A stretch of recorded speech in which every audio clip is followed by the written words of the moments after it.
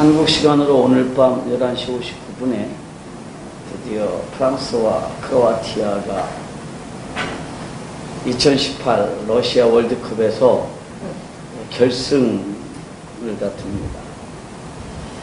사실은 프랑스가 강팀이기만 해도 강팀이죠. 그렇지만 뭐 강력한 그렇게 우승 후보는 아니었고요. 크로아티아도 강팀이지만 우승 후보는 아니었어요.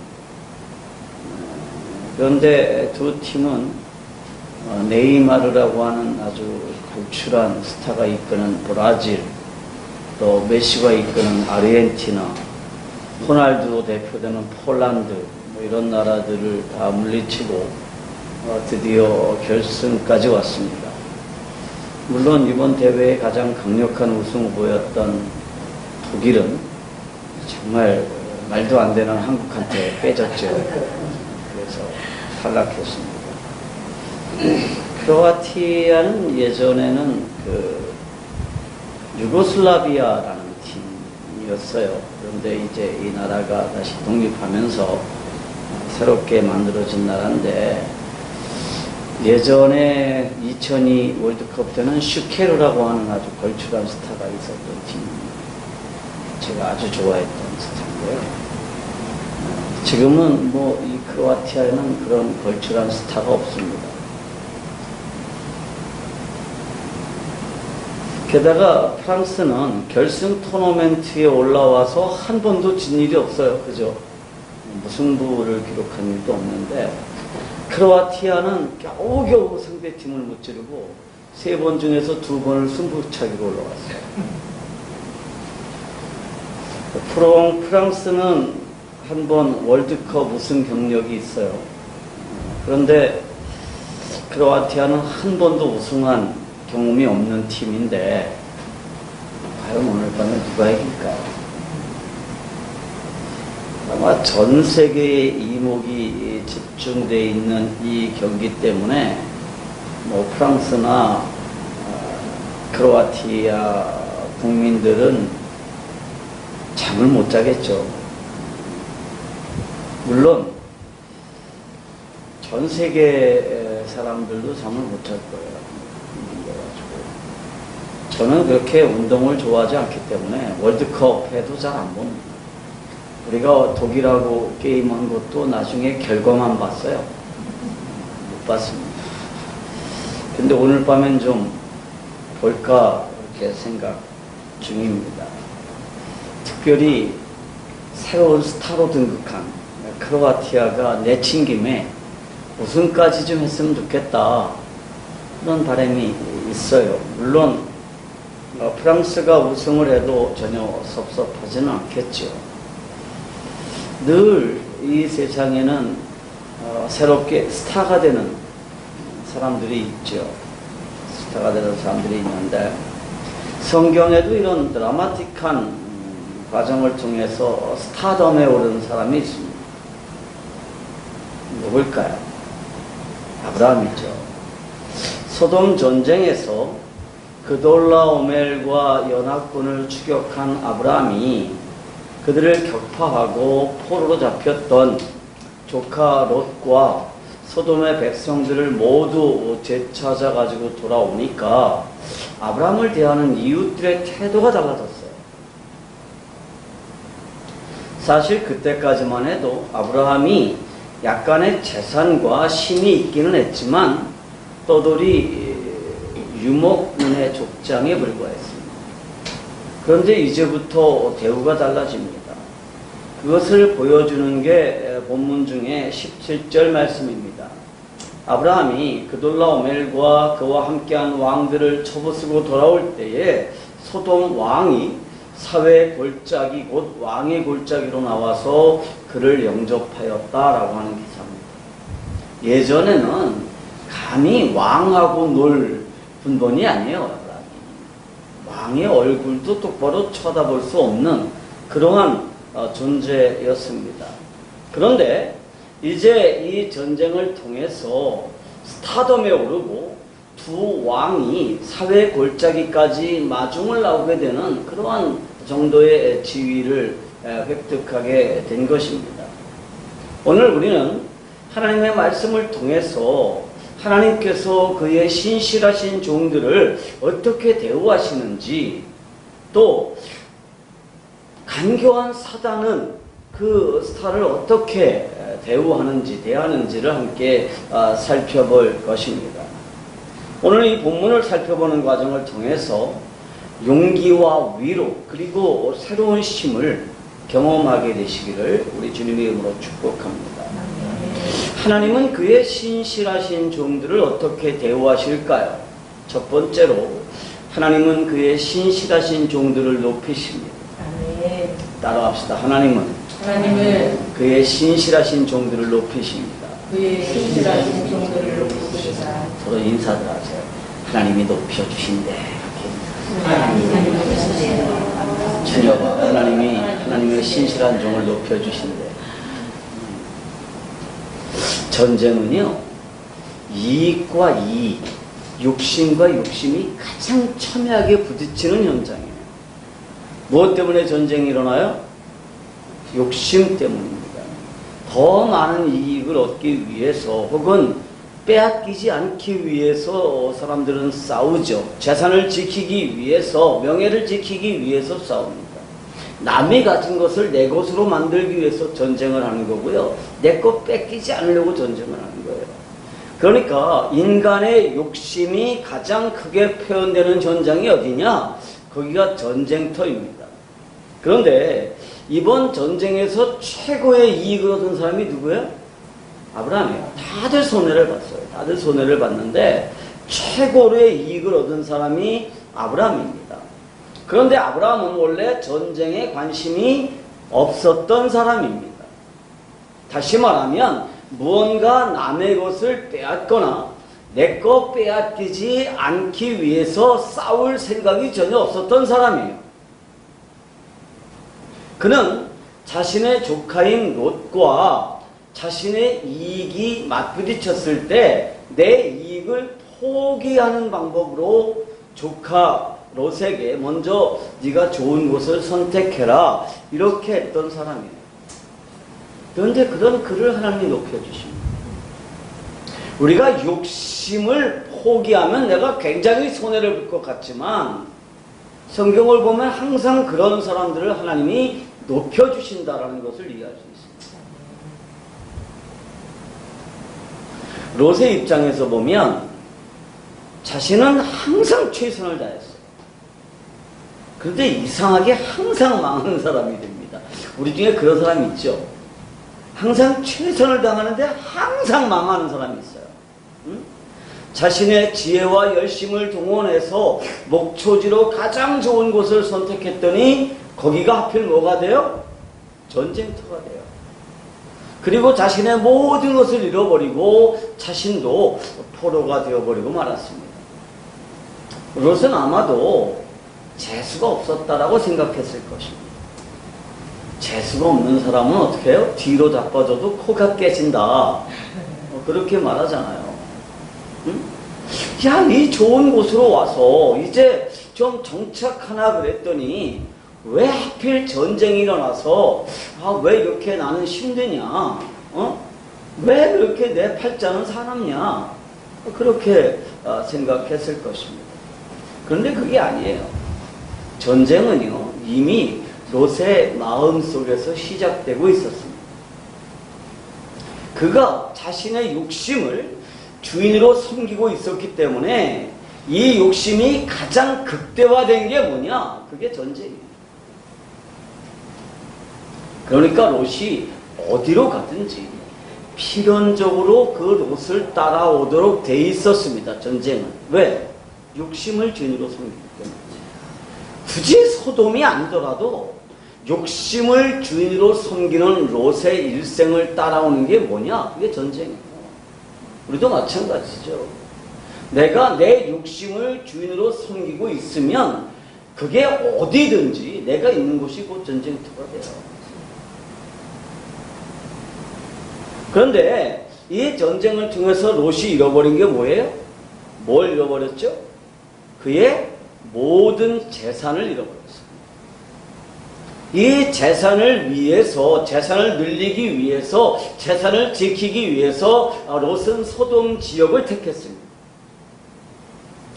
재산을 늘리고 지키기 위해서 그는 언제나 신앙과 세상 사이에서 살고 있었습니다. 그런데 그가 그렇게 소중하게 생각했고 지키려고 했던 그 모든 재산을 이번 전쟁으로 잃고 말았죠. 여러분, 우리가 욕심을 주인으로 섬기고 있는 한 내가 살고 있는 곳은 반드시 뭐가 돼요? 전쟁터가 되고 맙니다. 그리고 내가 가지고 있던 모든 것들도 결국은 지킬 수가 없게 되고 만다는 것입니다. 그렇지만 롯의 일상에서 최악은 아직 오지 않았어요. 롯의 일생에서 최악은 무엇이었습니까? 그것은 자신의 재산만 잃어버리는 게 아니라 자신조차도 잃어버리는 것이었습니다. 여러분, 포로가 되었다는 게 뭐죠?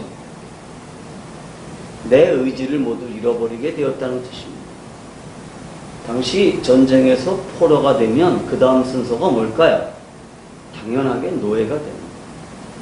노예가 되면요, 내 마음대로 살 수가 없어요. 내가 하는 모든 일, 일을 하든지 돈을 벌든지 이 모든 것들이 다 주인의 것이 됩니다. 하다못해 쉬는 것도 주인의 것이에요. 왜? 쉬어야 그 다음날 일을 합니다.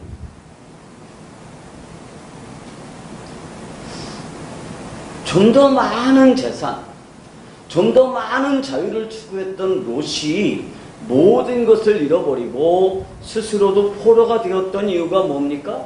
욕심을 주인으로 섬겼기 때문입니다. 욕심을 주인으로 섬기는 인생의 결과가 이거예요. 스스로가 욕심의 포로가 되고 욕심의 노예가 되는 겁니다. 오늘 우리 주변에 이런 사람들이 너무너무 많죠. 욕심을 주인으로 섬기다 보니까 욕심의 포로가 되고 욕심의 노예가 되어서 그 욕심이 시킨 대로 사는 사람들이 얼마나 많습니까? 그리고 그 사람들의 삶은 늘 전쟁이에요. 그리고 늘 불안하고 늘 힘들고 늘 비참합니다. 반면에 아브라함은 자신의 욕심을 주인으로 섬기지 않았습니다. 하나님을 주인으로 섬겼던 사람이 아브라함입니다. 그는 스스로 높아지려고 하지 않았습니다. 그런데 하나님이 그를 높이십니다. 사실 고대 전쟁이 별것 아니었다고 해도 아브라함이 자신의 사병 318명의 전력으로 그돌라오멜의 연합군을 격파했다는 거, 이거 전혀 불가능한 일입니다. 그런데 아브라함은 이 전쟁에서 승리했습니다. 뿐만 아니라 포로가 되었던 자신의 조카뿐 아니라 포로 되었던 소돔의 백성들까지도 되찾아왔습니다. 우리는 모두가 기드온의 300용사가 아멜렉의 군대를 무찌른 게 기드온의 실력이 아니라 하나님의 은혜였다는 사실을 다 인정해요. 그죠? 마찬가지로 아브라함의 318명의 용사가 그돌라오멜의 대군을 무찌른 건 역시 아브라함의 실력이 아니고 하나님의 은혜였습니다. 하나님께서는 자신을 철저히 의지하는 사람, 하나님의 종으로 살려고 하는 사람을 끝내 높여주십니다. 왜냐하면 하나님은 온 우주의 주인이시기 때문에. 세상을 섬기면 세상은 어떻게 하느냐? 끝내 우리를 낮추고 그리고 파멸시킬 거예요. 그런데 하나님을 주인으로 섬기면 하나님은 끝내 우리를 높이십니다. 이것이 하나님의 복이에요. 우리는 복 그러면 세상에서 잘 되는 것만을 생각하죠. 그런데 세상에서 잘 되기 위해서 세상을 섬기는 방식으로 사는 것은 저주예요. 참된 복은 세상 가운데서 하나님을 섬기는 것입니다. 우리가 참으로 하나님을 섬기면 온 세상의 주인이신 하나님께서 우리를 세상에서 높이실 것입니다. 이 사실을 증명해 주는 사람이 누구냐? 그게 아브라함이에요. 아브라함도요. 처음에는 세상이 두려웠죠. 그래서 하나님의 집이라고 하는 이 베델을 떠나서 네겝으로 가고 그리고 끝내는 애굽으로 내려갔습니다. 그런데 그곳에서 뭘 발견해요? 더 큰 두려움을 만나게 되죠. 그러나 그런 과정을 통해서 아브라함이 깨달은 게 있습니다. 그것은 하나님이 온 우주에서 가장 크신 분이라는 엄연한 사실이었습니다. 그런 일을 반복해서 겪으면서 아브라함은 철저하게 하나님의 종으로 살게 됐습니다. 하나님의 종으로 살면서 철저하게 하나님을 의뢰하고 하나님을 신뢰하고 그분의 능력을 의지했습니다. 하나님의 종으로 살게 되니까 비참하게 됐나요? 자유를 박탈당했나요? 아니에요. 롯은요, 자신의 욕심을 섬기면서 자유롭게 살고 싶었지만 스스로가 자신을 결정하는 그런 자유인으로 살고 싶었지만 마침내 모든 것을 다 잃어버리고 그리고 비참하게 됐습니다. 그러나 스스로를 하나님의 종으로 내 인생을 하나님께 맡겨드린 아브라함을 하나님께서는 끝내 높여주십니다. 그를 왕처럼 대우고 하시죠. 우리 역시 마찬가지입니다. 내가 더 이상 욕심을 주인으로 섬기지 않고 하나님을 주인으로 섬기면 하나님께서 우리를 높여주십니다. 그리고 이 세상에서 우리는 왕같은 존재가 된다. 이게 바울 사도 베드로의 말씀이잖아요. 너희는 왕같은 제사장. 우리가 어떻게 왕같은 존재가 되느냐? 왕신 하나님을 섬기면 됩니다. 내 욕심을 섬기면 우리는 끝내 세상의 노예가 되고 말 거예요. 하나님께서는 자신의 종인 아브라함을 왕처럼 대우하십니다. 그럼 사단은 아브라함을 어떻게 대할까요? 둘째로 큰 승리 후에 무서운 시험이 온다는 사실을 알아야 됩니다. 따라합시다. 큰 승리 후에 무서운 시험입니다. 아브라함이 그돌라오멜의 연합군을 이기고 돌아올 때 대표적인 두 왕이 왕의 계곡까지 마중을 나와요. 한 사람은 멜기세덱이고 또 한 사람은 소돔왕 베라였습니다. 소돔왕 베라가 아브라함을 마중 나와서 그렇게 말하죠. 소돔왕이 아브라함에게 이르되 사람은 내게 보내고 물품은 네가 가져라. 그렇게 말해요. 아주 평범한 말인 것 같지만 아주 참 무서운 시험입니다. 이 전쟁에서 가장 커다란 피해를 입었던 사람이 누구죠? 소돔왕이에요. 왜냐하면 이 전쟁이 바로 소돔 땅에서 일어났기 때문이었습니다. 그래서 그돌라오멜의 연합군은 소돔을 약탈하고 백성들을 포로로 잡고 또 재물을 약탈했습니다. 그런데 아브라함이 이 모든 것들을 다 되찾아왔어요. 그리고 살렘왕 멜기세덱하고 소돔왕 베라가 그를 마중 나왔습니다. 그때 소돔왕 베라의 무서운 시험이 시작되죠.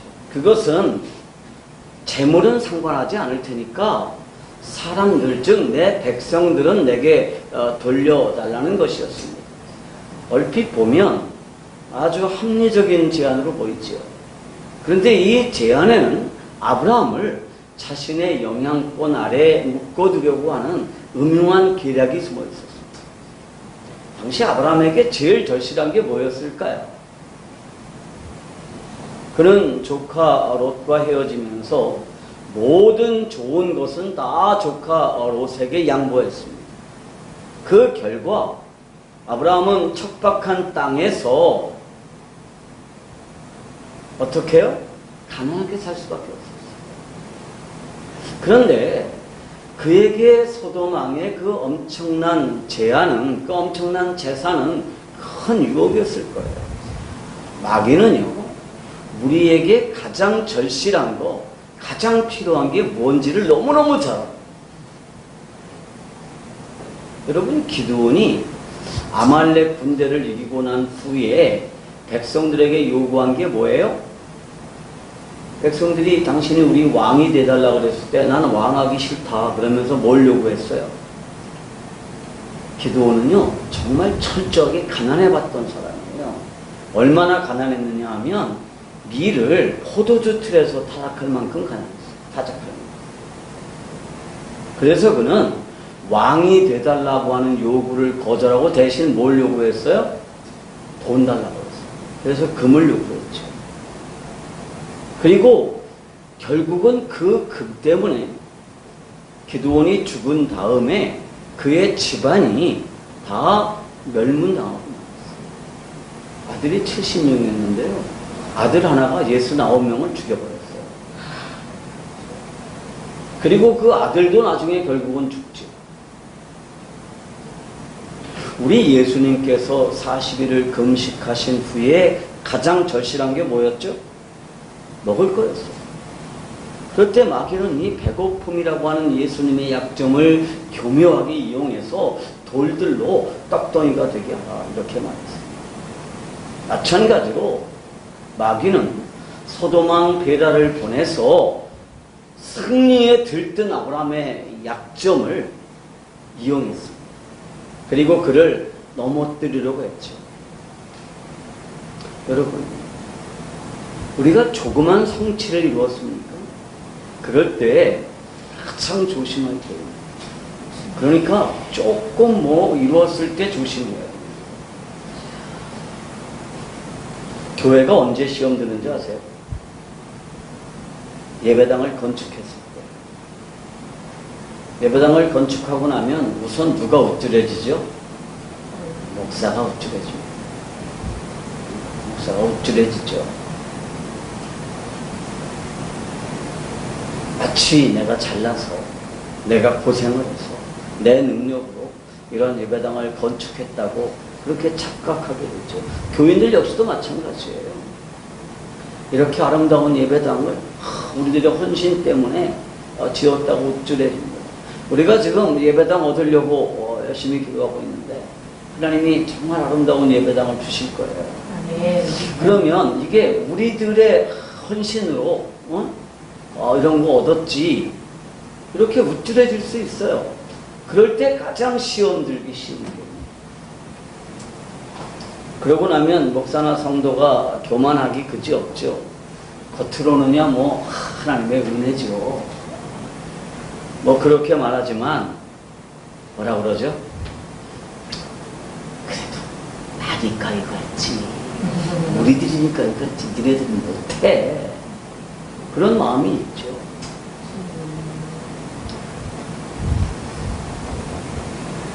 고생했죠. 그러나 이때 조심해야 됩니다. 왜냐하면 고생은 고생대로 죽도록 하고 은혜는 은혜대로 까먹기 때문에 이런 거 참 우리 많이 보죠. 많이 봐요. 이렇게 말하면 이게 내 합리화가 될 수 있기 때문에 조심스럽긴 하지만 우리 교회가 이렇게 작은 이유는 아마 구본식 목사 때문일지도 몰라요. 저는 아직 영적으로 성숙하지 못했기 때문에 교만해질 가능성이 늘 있습니다. 제가 지난 25년간 청소년 사역을 했잖아요. 그러면 15년 할 때까지는 친구들이 너 아직도 그거 하냐 그랬어요. 아직도 청소년 사역을 해? 20년 하니까 야 지금도 해? 25년 하니까 야 그 목사 정말 대단해. 그리고 이제 친구들도 저를 인정하는 분위기예요. 거기다 제가 작년에 책도 한 권 썼잖아요. 내 동기들 중에서 제가 처음으로 제 책을 냈습니다. 남의 책 짜집기 한 게 아니라 설교집 낸 게 아니라. 그랬더니 이제 친구들도 다 구본식 목사가 우리 중에서 제일 낫지 이런 분위기가 됐어요. 거기다가 저는 1년에 절반을 해외 나가 있잖아요. 또 해외 선교사도 아니에요. 비거주 선교사예요. 그러니까 다들 이제 막 인정을 해요. 거기다가 제가 교회까지 부흥해가지고 작은 교회가 한 3,000명 되는 교회가 됐다. 그럼 어떻게 될까요? 와. 그러면 이제 저 여기 담임해야 될 거예요. 그죠? 여러분들이 쫓아내려고 해도 안 나가려고 버틸 거예요. 그죠? 그러면 제가 얼마나 교만해지겠어요. 얼마나 교만해지겠어요. 하나님께서는 저보다도 저를 더 잘하세요. 그래서 어디 가서 자랑하지 못하도록 이렇게 작은 교회를 유지하도록 하시는 건지도 모르겠어요. 그러니까 작은 교회를 큰 교회로 만들고 싶으시면 절대로 저를 여기 담임으로 모시면 안 됩니다.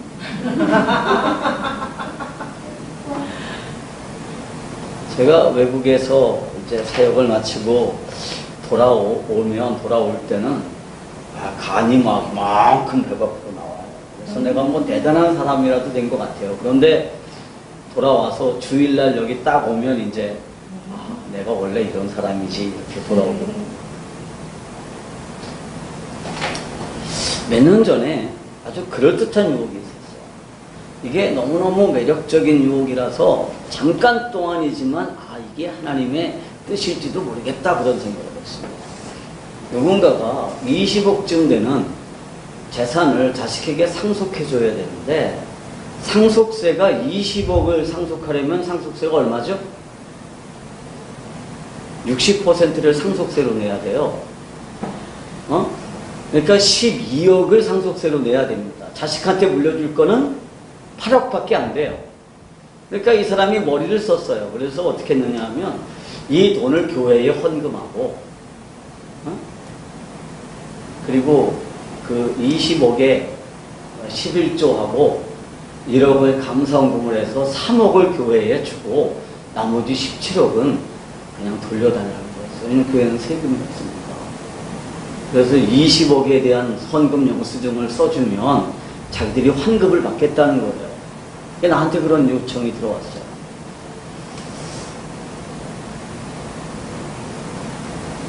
저를 가장 힘들게 하는 것 중에 하나가 재정 문제예요. 늘.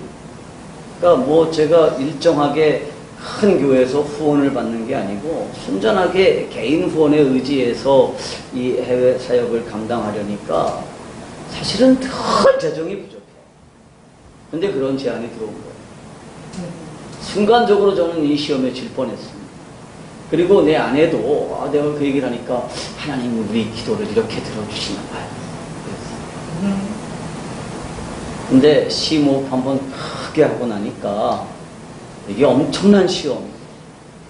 우선은 하나님의 능력에 대한 시험이에요. 하나님이 능력이 없어서 이런 불법적인 방식으로 나한테 돈을 주실 리가 없어요. 그죠? 하나님이 늘 내 재정을 어렵게 하는 이유는 내가 하나님 앞에 나가서 기도하고 그 기도하는 과정을 통해서 내가 영적으로 성숙하길 바라기 때문이지 하나님이 능력이 없어서 야, 너 그렇게 해서 사업하잖아 그러실 분이 아니에요. 또 한 가지는 내 주인이 누군가에 대한 시험입니다. 내 주인은요 돈이 아니에요. 내 주인은 사역이 아니에요. 내가 만일 내 사역 자체를 중요하게 여기느냐고 하나님을 무시하면 그것은 아주 잘못된 것입니다. 이 사실에 생각이 미치자 정신이 번쩍 들었어요. 그래서 그것을 주선해 준 분에게 전화를 했습니다.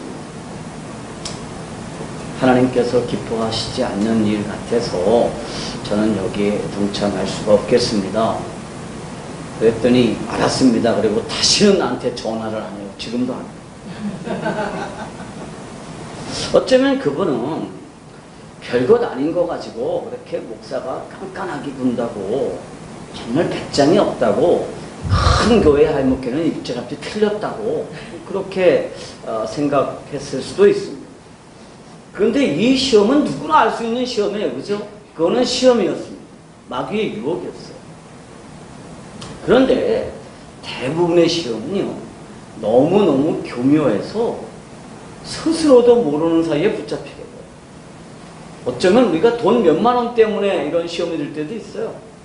몇백만 원, 몇천만 원, 몇 억이 아니라 몇만 원 때문에 시험 들 때도 있어요. 몇만 원 때문에. 그리고 그 시험은요, 너무너무 절실한 문제, 너무나도 필요한 문제에서 와요. 그렇기 때문에 뭐가 필요하냐? 하나님의 지혜가 필요합니다. 여러분, 우리가 이 세상에서 승리했을 때, 성공했을 때, 그럴 때 곧바로 오는 게 뭐냐? 시험이라는 사실을 명심해야 됩니다. 그리고 우리가 성공하고 나서 그 성공의 도취에 있기 때문에 이 시험을 분별할 줄 몰라요. 그래서 져요. 그래서 뭐가 필요하다고요? 하나님의 지혜가 필요합니다. 그래서 우리가 늘 깨어있는 자세가 필요한 거예요. 마귀는 어떻게 한다고요? 우는 사자처럼 두루 다니면서 삼킬 자를 찾는다. 이렇게 성경은 말씀하고 있습니다. 그러면 아브라함은 어떻게 이런 시험에서 승리할 수 있었을까요? 이게 문제죠. 세 번째로 중요한 것은 모든 것의 주인이 하나님이라는 것을 인정해야 돼요. 아멘. 따라합시다. 모든 것의 주인이 하나님이시다. 하나님이시다. 아멘. 우리 주변 사람들하고 인사하십시오. 모든 것의 주인이 하나님이십니다. 주인이 하나님이십니다. 아브라함은 이런 절묘한 시험에서 어떻게 승리할 수 있었을까요? 우선은 그가 소돔왕보다 먼저 누구를 만났다는 거예요? 살렘왕 멜기세덱을 먼저 만났다는 거예요. 오늘 우리의 본문을 보면 살렘왕 멜기세덱이 아브라함을 먼저 만났다는 것을 말해줍니다. 멜기세덱이 누구예요? 그는 하나님의 제사장이었습니다. 그 하나님의 제사장이 아브라함에게 나와서 그를 축복합니다. 그 말씀이 창세기 14장 19절 말씀입니다. 창세기 14장 19절 다 같이 읽습니다. 다 같이 시작. 그가 아브라함에게 축복하여 이르되 천지의 주제이시오 지극히 높으신 하나님이요 아브라함에게 복을 주옵소서. 여러분, 축복이라는 건 이런 거예요. 하나님께서 그에게 복을 주시도록 비는 겁니다. 하나님은 온 세상의 주인이시죠. 우리말 성경에 주제라고 표현된 단어가 영어 성경에서는 창조주라고 번역되어 있습니다. 하나님께서 복을 주셔야 되죠. 온 세상, 온 우주의 주인이신 하나님께서 복을 주셔야 됩니다. 내가 그런 복을 줄 수는 없어요. 저는 그런 복을 가지고 있지 않기 때문에 내가 우리 박권사님에게 그 복을 줄 수는 없지만 하나님께 부탁드릴 수 있죠. 하나님, 우리 박권사님에게 복을 주십시오. 재물의 복을 주시고 건강의 복을 주시고 자녀들의 복을 주시고 자녀들이 정말 하나님을 잘 섬길 수 있는 복을 주십시오. 이렇게 부탁할 수 있어요. 그게 축복입니다. 하나님, 우리 추녀에게 복을 주십시오.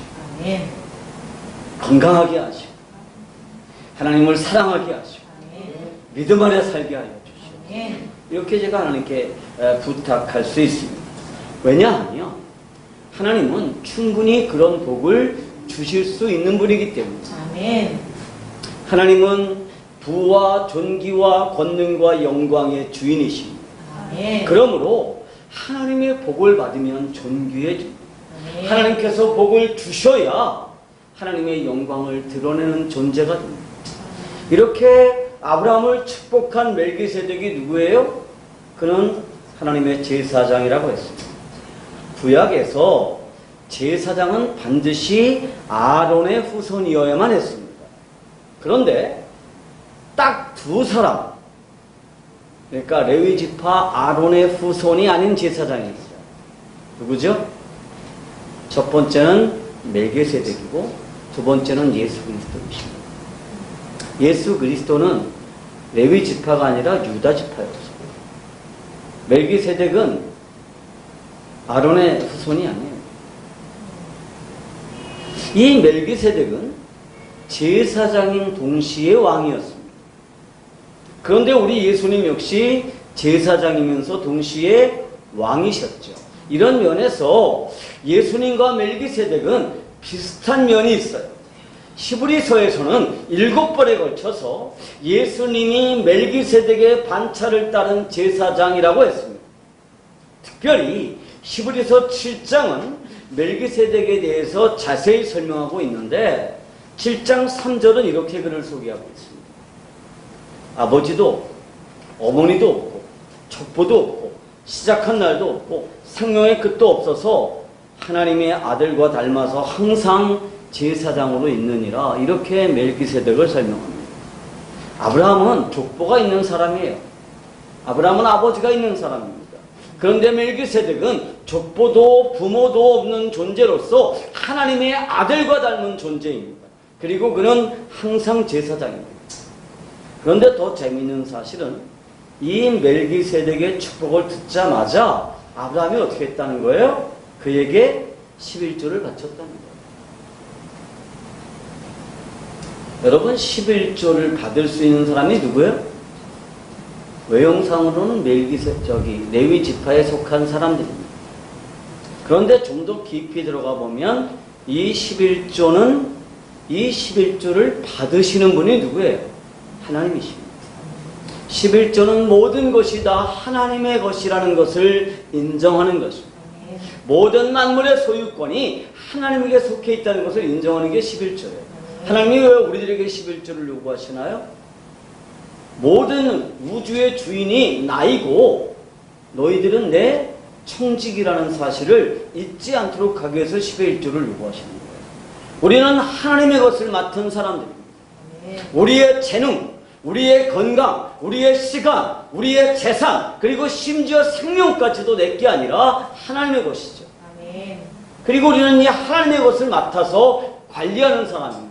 그래서 우리가 건강도 나를 위해서 관리하는 게 아니라 내 건강이, 내 몸이 복음의 도구이기 때문에 관리해야 되는 거예요. 저는 사실은 예전에는 이걸 몰랐어요. 그래서 내 몸을 막 방치했습니다. 막 혹사시켰습니다. 요즘은 안 그렇죠. 그래서 요즘은 철저하게 내 몸을 관리합니다. 운동을 정말 열심히 합니다.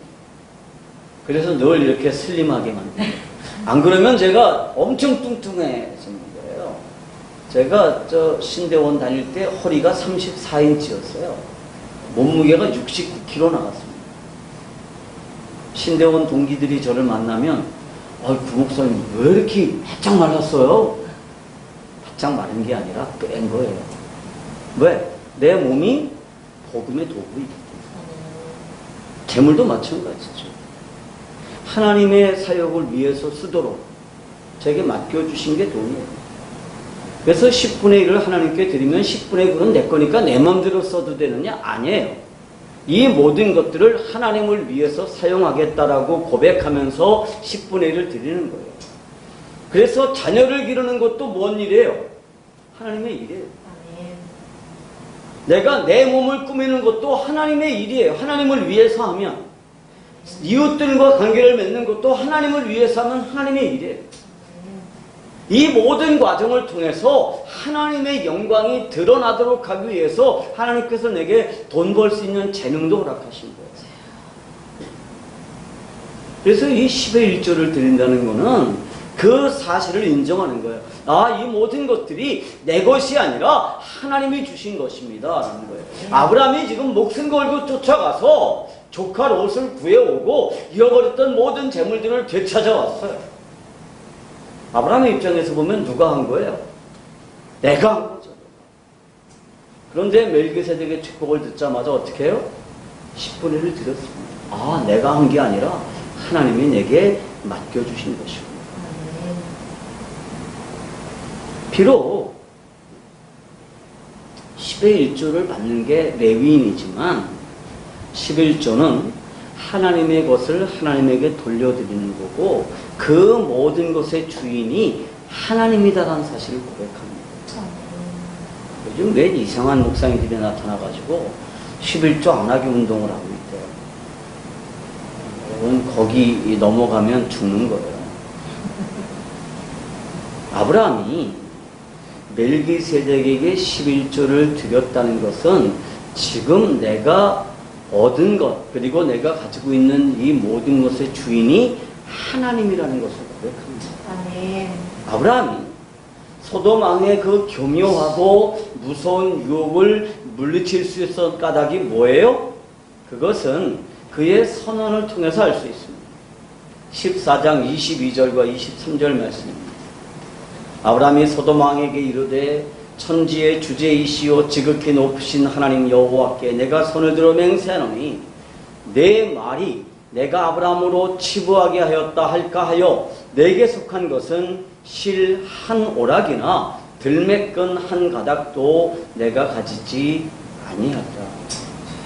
얼핏 보면 소돔 왕이 아브라함을 부자로 만들었다고 그렇게 거들먹거리는 꼴을 보기 싫어서 소돔 왕의 제안을 거부한 것처럼 보여요.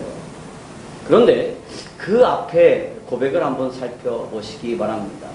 천지의 주제시오 지극히 높으신 하나님 여호와께 손을 들어 맹세한다고 그랬습니다. 다시 설명하면 아브라함을 부자로 만들어주시는 분은 하나님이시라는 거예요.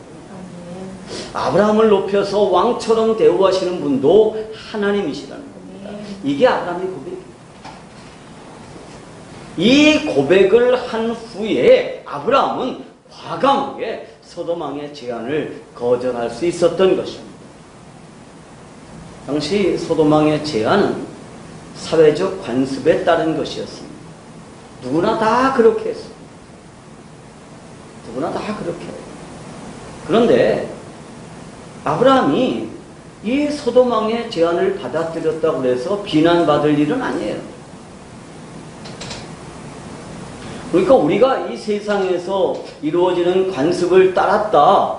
그래서 세상 사람들 사이에서는 아무 문제가 없지만 하나님과의 관계에서 문제가 있다면 이것은 심각한 범죄입니다.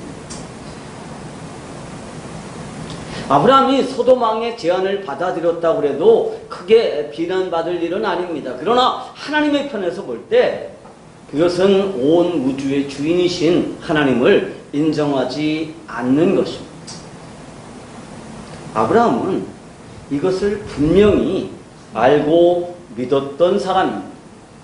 하나님이 온 우주의 주인이라는 사실을 분명히 인정하고 주인이신 하나님을 인정하는 행위로 10의 1조를 드린 것입니다. 이렇게 분명하게 하나님을 인정하는 사람은 소돔 왕의 교묘한 유혹을 단호하게 물리칠 수가 있습니다. 우리가 세상을 살아가는 동안에 우리는 수없이 여러 번 살렘 왕과 소돔 왕을 선택해야 됩니다.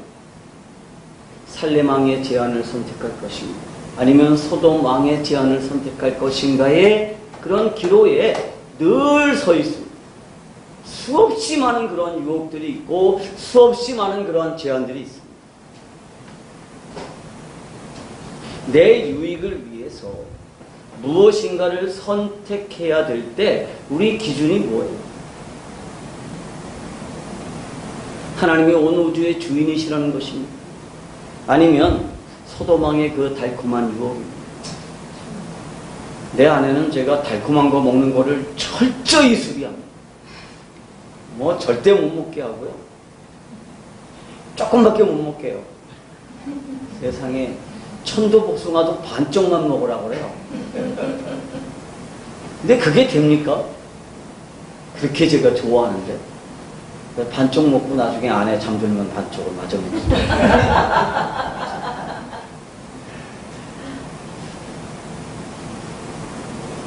여러분, 이 세상의 유혹은 아주 달콤하죠. 달콤해요. 그런데 살렘 왕의 축복은요, 눈에 보이지도 않아요. 그죠? 천지의 주제시여 아브라함에게 복을 주십시오. 이 유혹은 보이지도 않지만 야, 천도복숭아 먹을래? 이거는 너무너무 달콤한 거예요. 그죠?